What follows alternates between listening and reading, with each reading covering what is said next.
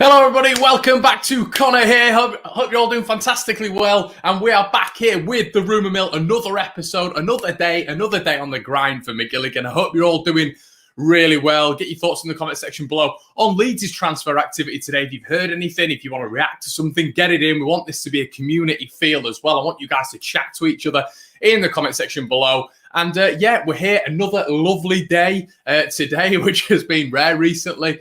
And yeah, let's get into it. I know a lot of you are watching are from Melbourne, you're from Cyprus, you're from all over the world where it's beautiful weather.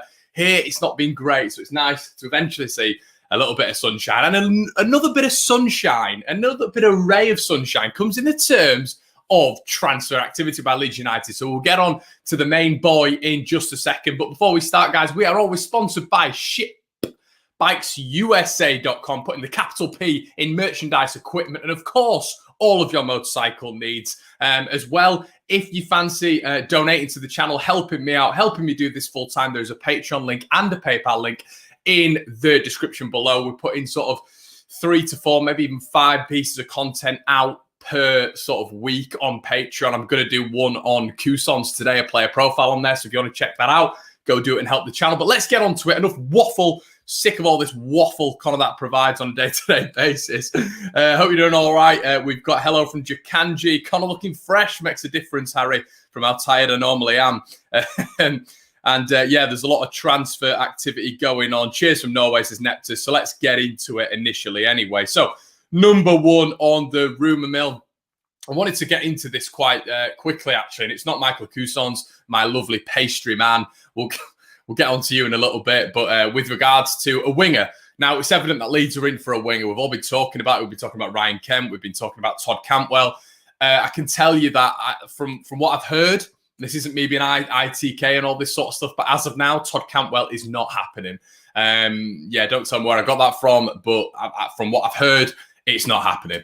So I don't know whether or not we're going to keep pursuing with that Leeds United. I don't even know if we are pursuing with it. Initial contact apparently has been made, but whether or not Leeds United have heard the initial contact and just sort of veered off, that might be the case. I mean, I've spoken to a couple of lads from Talk Norwich City as well, the two boys, the Reeve boys on there, and you know they would have expected a sort of 20 plus add-ons for Todd Cantwell. So whether or not Norwich are looking at that, Leeds were sort of looking at 15 plus add-ons.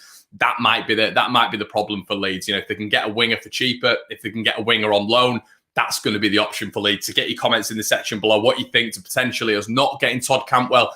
Does that bother you? And who would be your alternative? Afternoon, Connor. Hello, Lee. Will Todd Cantwell sign, says Raoul. I hope I've cleared that up for you a little bit.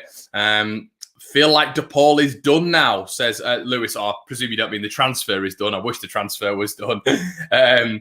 I fancy Cantwell. He's got bags of potential, says Alex. So that's, yeah, it's interesting. Harry saying that he's heard more noises of Malinovsky, which is obviously something that we'd all definitely like to see. Malinovsky, a terrific player who has been on the Rumour Mill for a long time. Tom McNamara coming out and saying that it doesn't bother me, to be honest, mate. Plenty of other options. And yeah, it's very interesting to see our winger dilemma now. Who are we going to go for? But we'll get onto that just in a second with regards to, you know, who I think we should go in for and all this sort of lark. So, yeah, I mean, the next sort of rumour with regards to that, I mean, this is sort of a little bit of a development of Todd Cantwell. It is the development of a Manchester United target. Now, before we get into this, let me give you a little bit of a rundown on exactly what is going on at Manchester United, the dark side, Sharp FC, Vodafone are us.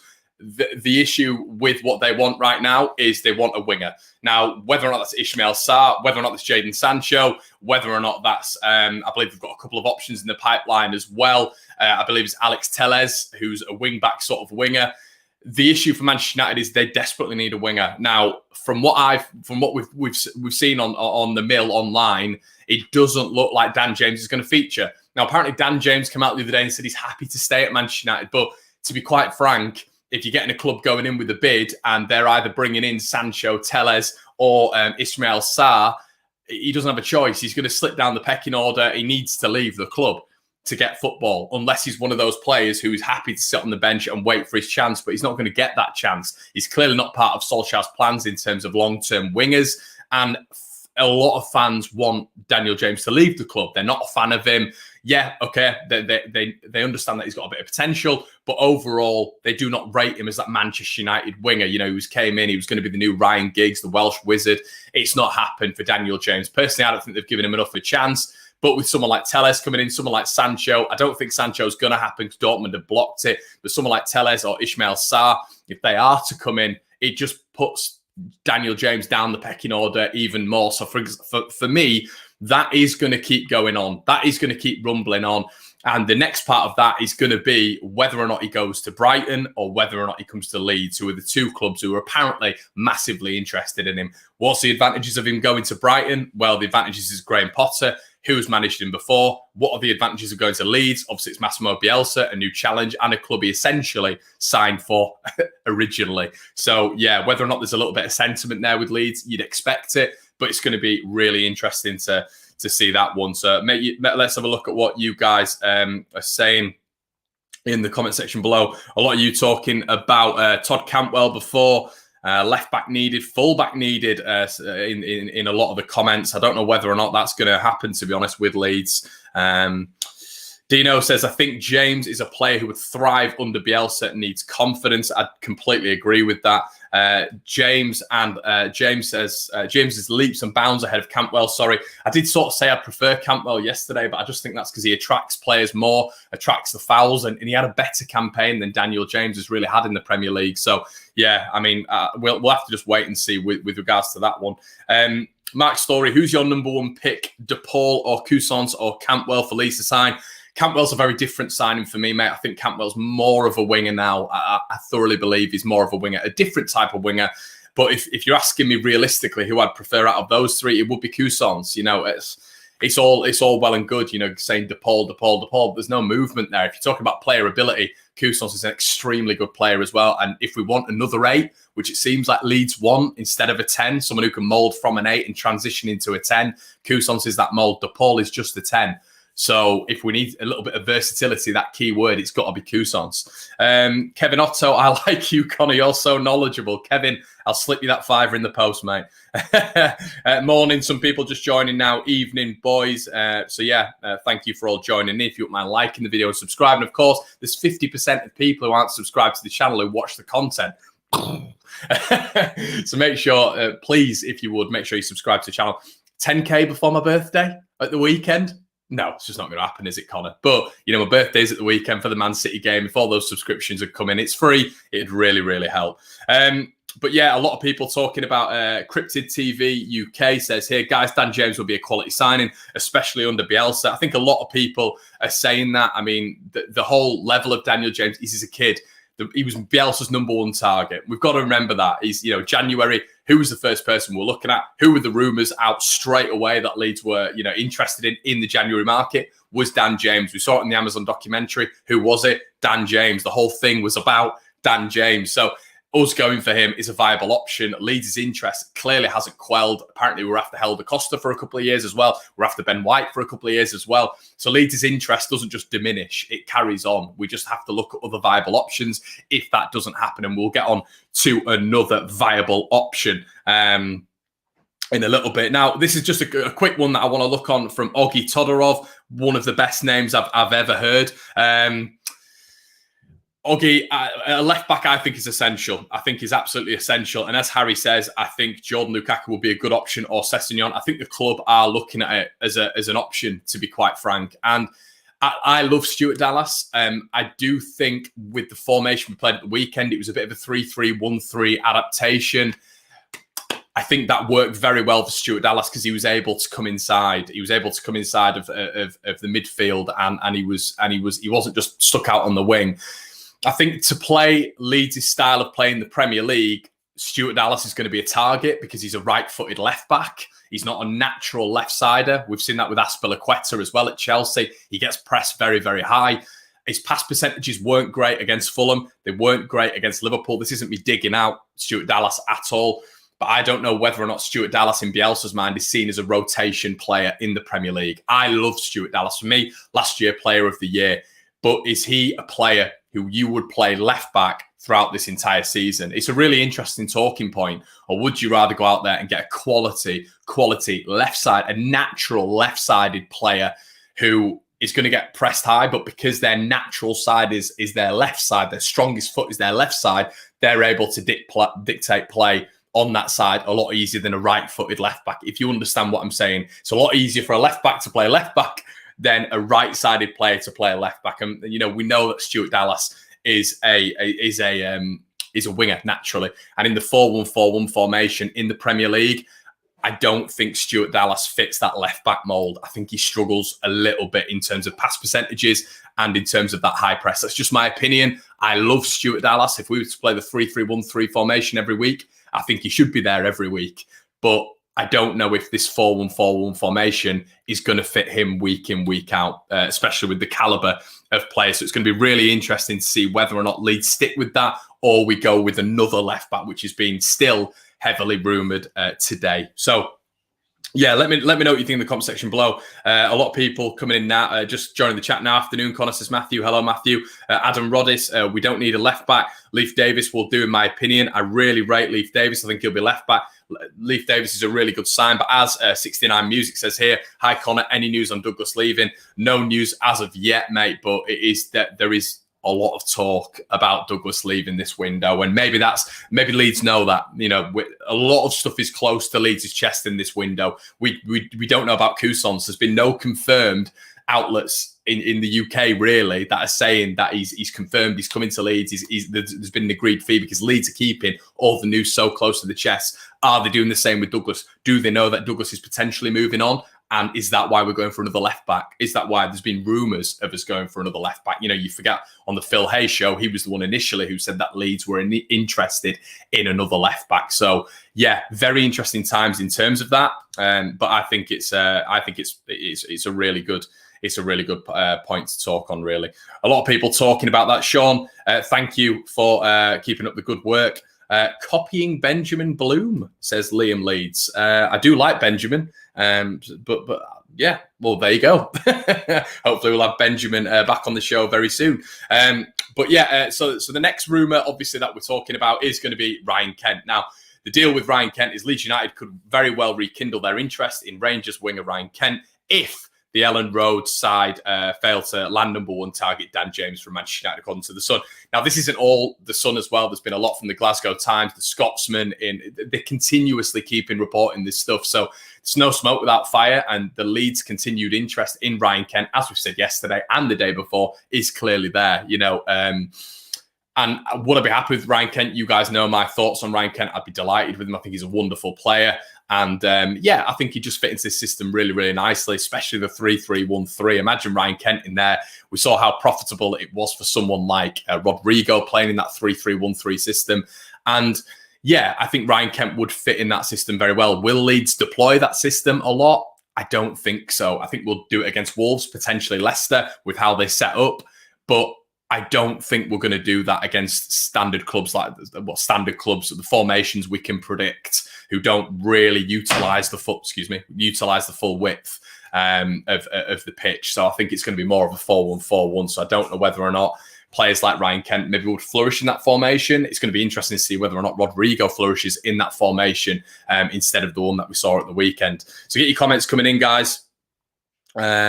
Looking like Kirk is close, says Harry. There's been a lot of talk about that, of course.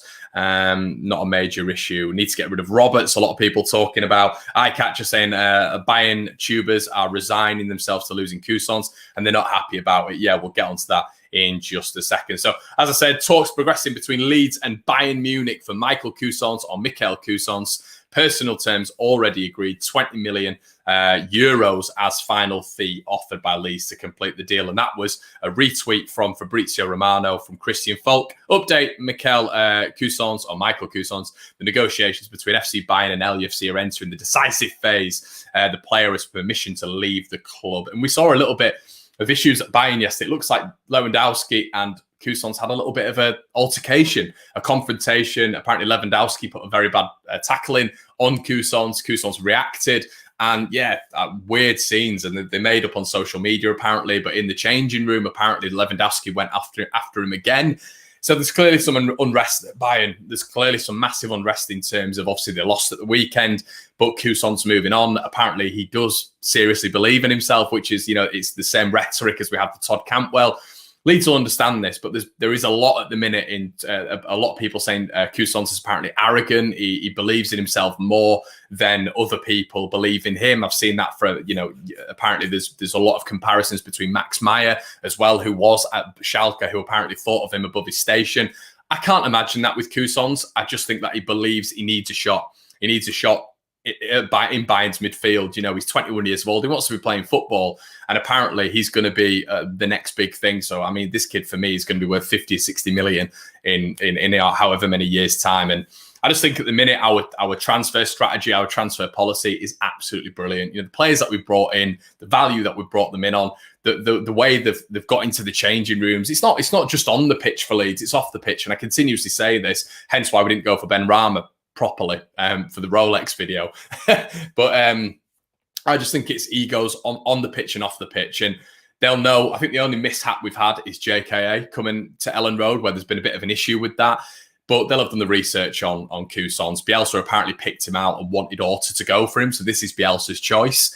And I'm absolutely more than happy with that. And if he thinks he can step into this Leeds side, it frees up the debate of Dallas coming into the midfield a little bit as well, because we've always had that problem when Forshaw's been out. Forshaw naturally is the 6. There's been always issues with Forshaw, being injured, and Dallas coming in. We'll have to put Dallas in there now because Adam's injured. Cuisance frees up that. That means that Cuisance comes in. There is so much quality there, and he frees up that argument of, Forshaw's injured. What do we do? So he's going to fit into that mold. He can fit into the 6, the 8. He can transition into the 10. It's just a really exciting player. The profitability that we're going to have in the future as well, if we did want to sell him, if we needed to sell him, for me, the projection is going to be ridiculous. He's young. He's played at Bayern. He's played in the top German division as well. He's played in the Champions League. He's won the Champions League. Played at Borussia Mönchengladbach and was seen as one of the best players there, if not the best player there a couple of years ago. Was absolutely flying in the Bundesliga. Don Hutchinson apparently recommended him to West Ham 2 years ago. That didn't get done. And he put out a post this morning, I believe it was for the Mail, saying, I said that West Ham should get this deal done. And he's done the facepalm emoji, and now he's going to Leeds. So there's a lot of hype around this kid, very technically gifted. I love his wand of the left foot. Scored a brilliant goal to sort of end the season as well. And there's a lot of hype around him. Javi Martinez is going from Bayern. Cuisance is going. Thiago's gone. So I don't know what they're going to do in terms of centre midfielders. I don't know if they've got one in mind. But for me, letting Cuisance go, 21 years of age, a very gifted player, believes in himself. You'd think with Bayern's policy, he will be the next one in line, but absolutely fine by me. So let's see what you guys are saying in the comment section below with regards to that. Let's have a look. Just sell Forshaw, says Charlie's injury prone and not Premier League quality. It's going to be really interesting, as Tom White says, will he ever play for Leeds again? I think the interesting thing with Forshaw is it's going to be if someone like Cuisance comes in, and obviously you've got Dallas, who's brilliant within that role as well. We keep seeing that all the time now, how good Stuart Dallas is, being that sort of central midfield sort of role. It's going to be really interesting with Forshaw, because is he going to be back to his best as well? He's going to be seeing this with Cuisance coming in and thinking, God, man, I'm not getting any younger. I've got a young French expert player coming in, an elite player. An elite player is the way to put it, because he really is, very, very good player. And where does Forshaw fit in now, even if he comes back? It's definitely interesting to look at for me. As Maya says, sell Forshaw, Roberts, Casilla, Douglas. You look at the profitability once again of all those. I think we'd get some decent prices. And are any of them going to fit in? I like Roberts. I probably wouldn't sell Roberts. But yeah, let's get on to just a little bit of a development on that rumour anyway.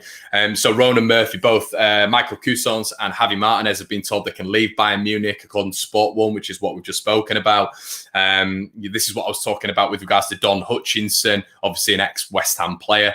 Yet another player I told West Ham about 3 years ago when he was at Gladbach. Leeds set to sign Bayern Munich midfielder Michael Cuisance in 18 million deal as French under-20 star aims for more playing time. Now, doesn't that say it all? Doesn't that say it all? It seems to be this kid is highly rated. It's massive if we'll get it done. We're in advanced negotiations. Bayern have said that they're happy to let him go. I think the reason that Bayern, in my personal opinion, from what I've read and what I've seen, the reason Bayern are happy to let him go, I don't think they rate his attitude. I've spoken to a couple of German outlets. They don't like his attitude. So, yeah, I mean, that could be a little bit of a problem. But for me, we wouldn't be going in for him if he had an attitude problem. Where is his attitude problem? Probably the fact that he's not playing. Probably the fact that he was guaranteed playing time when coming into Bayern. Probably the fact that he was told, apparently, that he was going to be the next, big midfielder after Thiago. He was the contingency plan, and it's not happened. So you'd have a little bit of attitude there, wouldn't you? You'd be a little bit annoyed. He's expressed his feeling to Flick as well, saying essentially that he expects to be playing, he should be playing. And, you're early on in your career, he was playing week in, week out for Gladbach, was tearing the Bundesliga up.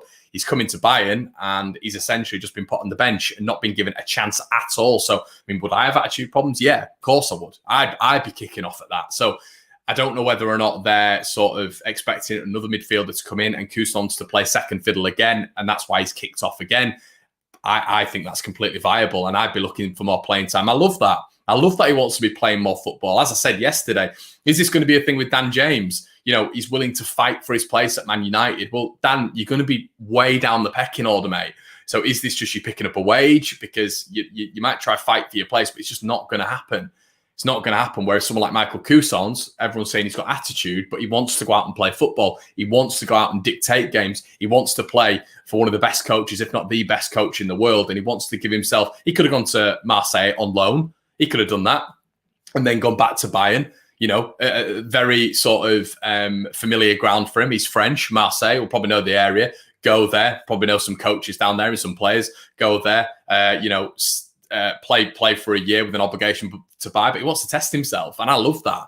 I love players with a little bit of hunger, a little bit of vigor. And we had that with Rodrigo. We had that with Robin as well, didn't we? They all had offers elsewhere and could have gone where it was more comfortable, but they didn't. And they came to Leeds. And I just love that sort of attitude. I'd be interested to hear what you guys say on that one. Shows passionate, says Charlie, about playing football. I like that. People said Paveda had attitude problems before he came to Leeds. Yeah, exactly. And we had the same with Helder Costa as well. I remember speaking to a Wolves channel saying that it's not worked out for him, but he's got an attitude problem. Well, why has he got an attitude problem? He's not had an attitude problem at Leeds. Both of them haven't. The reason they've got attitude problems is because they want to play. And I can guarantee you that someone like Michael Cuisance, when he comes to Leeds, when he comes to Welland Road, when he comes to Thorpe Arch, when he comes and sees Bielsa's training style, it's going to be something completely different to anything he's ever experienced before. I don't care if he's been at Bayern. Calvin Phillips went to the England setup and essentially came away and said it was harder at Leeds in training. So, if he goes to Bayern, that when he's been to Bayern, that's all well and good. But coming to Leeds, it's going to be something completely different. And he'll love that. I think he'll embrace that. Hence why he's in advanced negotiations with Leeds. Bielsa been the key figure, of course. But for me, with reports earlier on saying Bielsa actually picked him out for Orta to go and get, that's massive. Bielsa wants him. So for me, that's absolutely fine by me. And as Jay Coyle says here, they both look like absolute stars in the making. So I mean, once again, I just think I'm just really happy about what's going on. I genuinely think the transfer policy at Leeds has been excellent. I think we've done a really, really good job this summer. You even look at the permanents that we've signed. Helder Costa, who's been absolutely exquisite since he's been in the Premier League. Ilan Meslier, the weekend, how brilliant was he? Robin, who's just been, for me, people are talking about his first two games. I still think he was brilliant the first two games. I look past it. He did he did his job.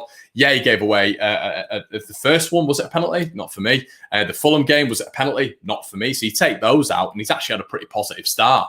I just think Robin's had a really good start, and we saw that at the weekend. Whether or not he's better in the 3-3-1-3 formation in comparison to the 4-1-4-1 formation, I don't know. And that's going to be something really interesting to look out for, because Rodrigo profited in that position, as did Robin. But I thought Elan was brilliant. You've got Jack Harrison, who's been brought in, again, and Jack's just getting better and better. He's going to be a massive miss against City, and we're going to go into that on another video. But you've just got to trust in the recruitment, because it's been brilliant. It's been absolutely brilliant so far, and I'm absolutely buzzing with it. And if we can bring in another talent like Michael Cuisance, you forget about Gelhardt, Greenwood, who are absolutely tearing it up in the 23s, absolutely tearing it up. And Diego Llorente as well. You forget about Diego, coming in. We've not seen a lot of him yet, but highly regarded. He's getting into the Bielsa way right now. The business has been absolutely brilliant. And someone like Michael coming in as well. I mean, and another winger, you've got to say Leeds have had arguably the best window in the division for me, in terms of potential, in terms of the impact on the first team, in terms of keeping a small squad but building up the quality as well. It's been fabulous, and I just think, yeah, I just think we're in a really good place right now, guys. Enjoy the cycle, enjoy where we're at right now as Leeds United fans, and that's been the rumour mill. There's not been that many rumours to talk about today, but it's been a little bit more in depth. I like talking to you guys, like getting your comments in as well about what you think. You know, I think it's interesting. I really do. Wayne Ridley, Libby Passion, Connor, I agree with 99% of all your videos. I appreciate that, mate. I probably agree with about 20% of what I say, to be honest. 99% is it's incredible. But yeah, guys, hope you've enjoyed this video at One Leeds, and we'll be back obviously with Patreon videos today as well. I'm going to get this mop cut today, and we'll have more videos with you through the week. We've got a really good guest coming on for the Man City preview, who a lot of you might recognise from big videos that are out on YouTube right now. So that's going to be really exciting. It took me a while to get him. So yeah, I hope you appreciate that. We've got fan cams coming out as well. If you want to send me a preview for the game, send it to One Leeds Fan Channel at gmail.com. I've got about 6 or 7 previews so far. If you want to give me a preview for the game, do that. It has, as it always says on the intro, One Leeds, one club, one family, one community. It's all about your voice as well. Guys, have a lovely day, bright and sunny. Get yourself out there, and yeah, I'll see you in a bit.